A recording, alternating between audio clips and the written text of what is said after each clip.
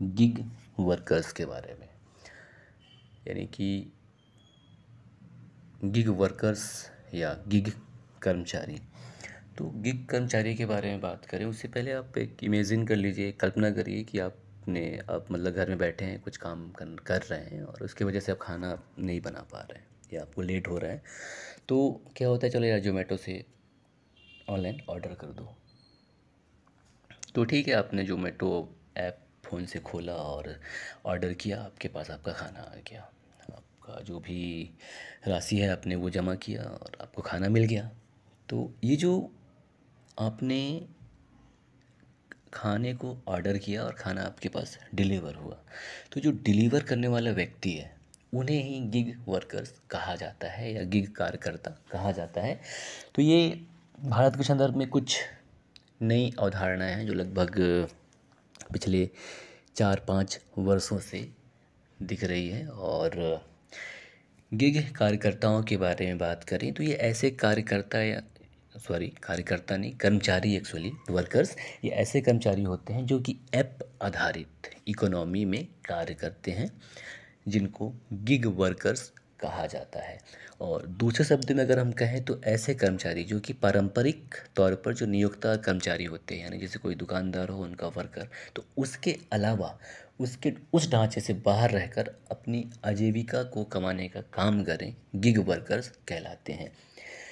और gig workers को platform workers भी कहा जाता है। और या अन्य शब्दों में कहें तो ऐसा कि ऐसे वर्कर्स जो कि ऑनलाइन सॉफ्टवेयर, ऐप या डिजिटल प्लेटफॉर्म पर कार्य करते हैं, गिग वर्कर्स कहलाते हैं।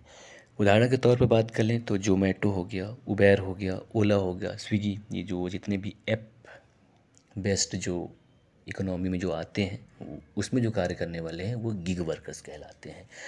और नीति आयोग की हालिया रिपोर्ट आई है वर्ष 2021-22 का, उसमें ये बताया गया है कि करीब करीब 77 लाख गिग वर्कर्स हैं और इनकी संख्या अब बढ़ रही है और ऐसा अनुमान है कि ये 3 गुना हो जाएगा वर्ष 2029-30 तक, यानी 2030 के लगभग ये जो गिग वर्कर्स हैं इनकी संख्या लगभग 2 करोड़ 35 लाख हो जाएगी।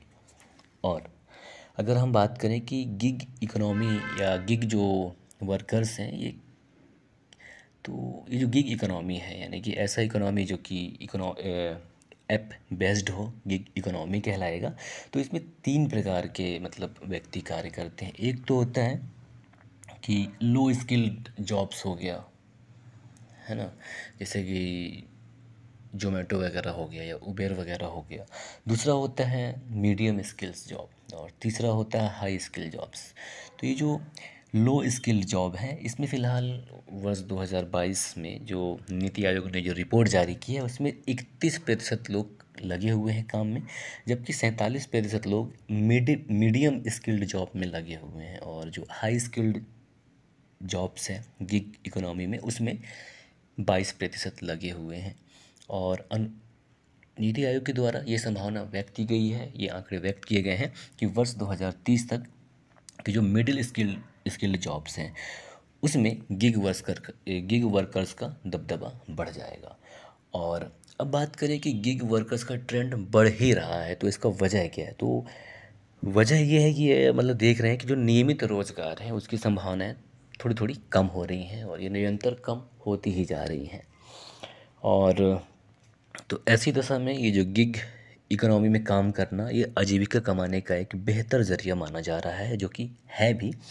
और एक अन्य कारण ये भी है कि इस ऐप आधारित काम करने पर जो व्यक्ति कमाते हैं वो इतना कमा लेते हैं कि जो असंगठित क्षेत्र में जो लोग होते हैं उनसे ज़्यादा कमा लेते हैं। इसके अलावा एक सर्वे भी आया था नीति आयोग का गिग वर्कर्स को लेकर, जिसमें 71% लोग बहुत संतुष्ट हैं, साथ ही साथ 22% ऐसे लोग हैं जो मिश्रित हैं कि चलो ठीक है, जैसा भी है ठीक है। और यानी कि सबसे ज़्यादा अगर संतुष्ट व्यक्ति हैं तो 71% लोग संतुष्ट हैं। इसके अलावा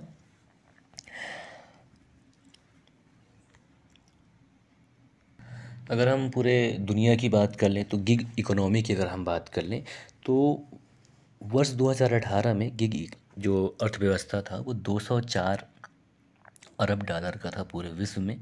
और 2020 में बात करें तो 2020 में 297 अरब डॉलर का था, जबकि 2021 में 348 अरब डॉलर का था।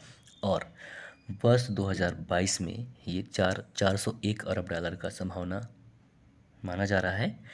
और 2023 में जो आंकड़े जारी किए गए हैं उसके हिसाब से पूरे विश्व में 455 अरब डॉलर का ये इकोनॉमी होगा।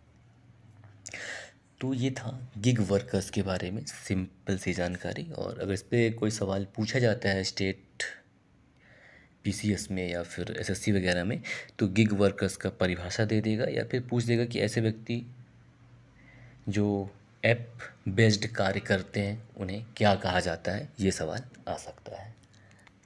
थैंक यू, नमस्कार।